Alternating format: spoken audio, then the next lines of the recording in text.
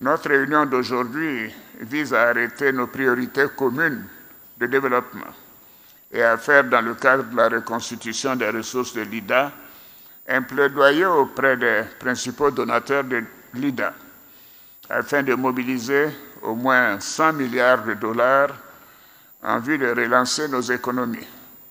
Et ce serait le montant le plus important jamais mobilisé à ce jour. Donc, toutes nos félicitations à nos amis du groupe de la Banque mondiale.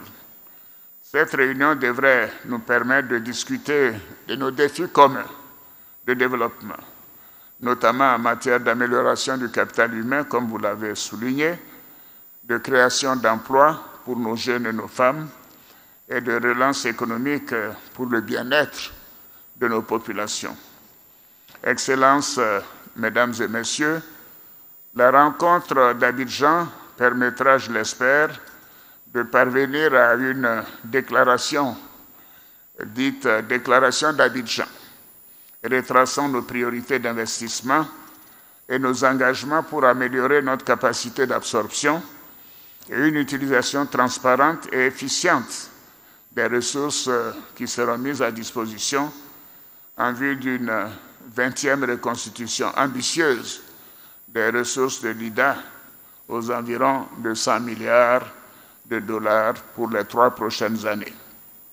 C'est une bonne occasion pour montrer que la solidarité est effectivement essentielle, je dirais même elle est obligatoire, pour le bien de toute l'humanité et pour construire ensemble un monde plus sûr et, bien évidemment, nous souhaitons plus prospère.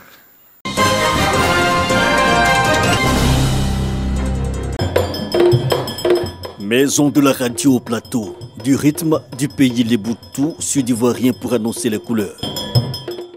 C'est jour de lancement du programme Vacances de Radio Côte d'Ivoire. Nous sommes dans la deuxième partie de votre programme.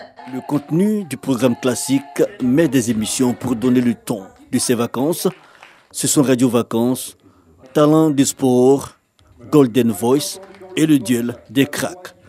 Pour la direction de la chaîne, l'idée est de jouer le temps de quelques mois le rôle de moteur social et cela par la sensibilisation. Ces émissions ont un fort potentiel d'enrichissement et d'épanouissement de la personne humaine. Donc cette année, nous allons encore parcourir certaines localités de l'intérieur du pays et d'autres communes d'Abidjan, du district d'Abidjan, en vue de sensibiliser les populations sur des problématiques qui les concernent. La sensibilisation sur les maux de la société, mais aussi le divertissement. L'idée séduit partenaires institutionnels et collectivités. Il était bon que pendant ces vacances-là, on mêle l'utile et l'agréable pour sensibiliser la jeunesse de toutes ces villes-là, partant de Guiglo jusqu'au Grand Pont, pour qu'ils puissent avoir des vacances saines. Beaucoup d'efforts ont été faits, des résultats satisfaisants ont été atteints, mais le sida demeure une réalité aujourd'hui. Et notre engagement à travers cette émission Radio Vacances, c'est justement de faire la sensibilisation. Conservons la biodiversité dans nos forêts, particulièrement dans les parcs nationaux, dans les réserves naturelles, pour que les chercheurs puissent chercher et trouver les remèdes qui pourront soigner les êtres humains. Et c'est ce message que nous voulons faire passer. Radio Côte d'Ivoire lance sa grille vacances dès ce 17 juillet. Le programme prendra fin à la mi-septembre. La police annonce...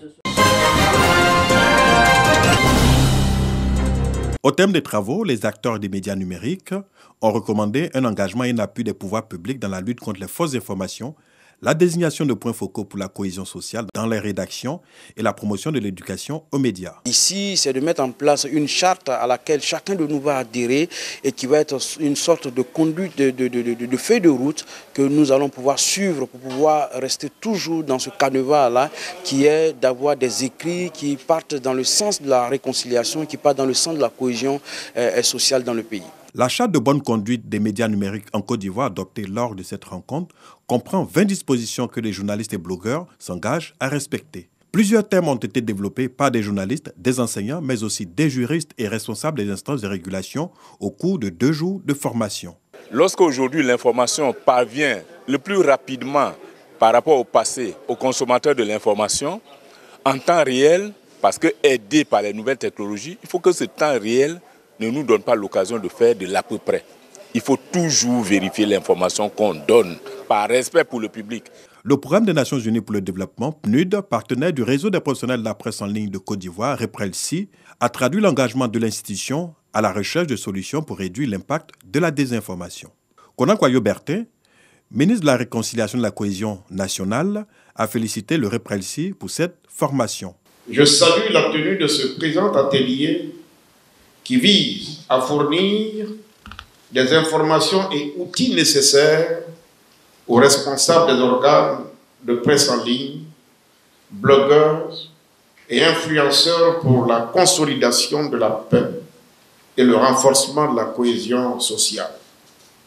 En outre, il permettra de sensibiliser les participants sur les dangers des fake news, sur la cohésion sociale et l'importance de la lutte contre les discours de haine. Créé en 2006, le REPRELSI regroupe les acteurs de la presse numérique de Côte d'Ivoire. Cette fêtière se donnait pour mission d'organiser, structurer et promouvoir un écosystème des médias plus dynamique et plus viable.